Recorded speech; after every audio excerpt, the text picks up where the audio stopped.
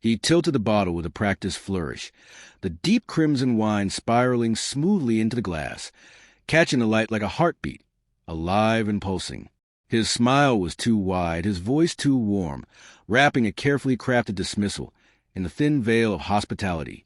Across the polished table sat his daughter, barely 18, her golden hair shimmering under the chandelier's soft glow. She let out a laugh, sweet but sharp like a blade wrapped in silk. Her eyes sparkled with the reckless certainty of someone who had never tasted defeat. "So, you're the one Dad let go today," she said, her giggle a polished dart aimed to wound. The room erupted in laughter, the sound ricocheting off the gleaming marble walls like a sinister symphony. My wife's soft chuckle cut deepest, a quiet wound that burned beneath my skin. I kept my composure, offering no protest, no mention of the 17 years I had poured into this company. Every blueprint, every sleepless night, every sacrifice marked in milestones no one else saw. Even as illness quietly nodded at my door, a secret I buried deep, the company's $288 million valuation bore my fingerprints on every dollar. He shrugged, his tone breezy as if discussing a trivial anecdote. Fresh perspectives, new energy, forward momentum.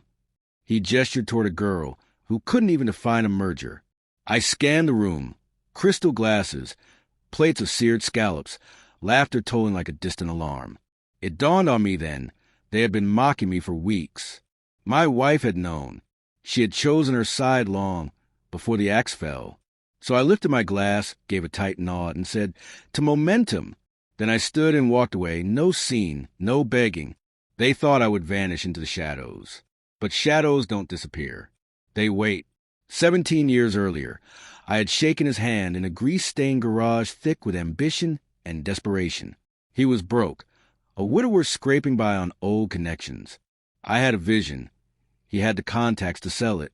I crafted the product from nothing while he played the charming frontman. We toiled, faltered, rebuilt. Somewhere along the way, I married his niece. His idea, a gesture meant to bind us tighter. I thought it was loyalty. I was wrong. The first crack appeared in the boardroom. He interrupted me, correcting a number he barely understood, his gaze no longer warm but glittering with greed. The second warning came in the form of a financial statement. His daughter, not yet 20, racking up thousands on the company's dime. Still, I held on, tethered by faith in what we had created. Until that dinner. Their laughter was like a funeral bell tolling over my future. Sleep didn't come that night. Instead, I moved. I tapped into shareholder records, set up shell companies in Singapore, others in Luxembourg. Over weeks, I shifted my shares quietly, legally, invisibly. Power isn't in holding shares. It's in steering those who do. He never suspected, too arrogant to dig into details. He expected me to plead or fight, but I don't plead. I plan. Then came the contracts, supply lines, shipping operations. Years ago, I ensured the critical ones flowed through my entities, concealed beneath layers of trust 3 deep. He never read the fine print. That was his weakness. By month's end, I controlled 68% of the company's lifeblood. He still smirked at board meetings, oblivious. The press release hit. The youngest board member ever, her glowing face splashed across financial news, lips glossy and clueless, clutching a coffee cup like a trophy. I watched silently as the market paused. I exhaled and acted. At 9:30 a.m., my shell companies pulled their contracts simultaneously. My legal team fired off cease and desist notices. By 10:15, operations ground to a halt. Supply chain stalled. Distributors scrambled. The media pounced, sensing blood. At 11:16, the board received an anonymous file. Bank statements, nepotism trails, expense abuses, all linked to the CEO and his daughter. By day's end, the stock had cratered, $259 million wiped away. At 1:13 p.m., my phone lit up. His name appeared. The first call in weeks. "We need to talk. Please." His voice trembled, a symphony of fear. I listened once, savored the quiver, then set the phone down.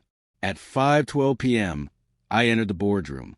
Suit crisp, demeanor calm. No laughter now. His daughter sat pale, Makeup streaked, grappling with the weight of a six-figure shortfall pinned to her name by the accountants.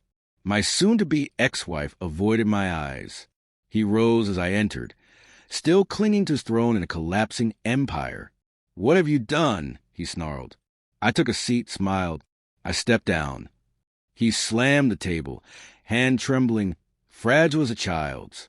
"You ruined us." I leaned in. "No, you handed control to someone unready. I just let the market fix your mistake."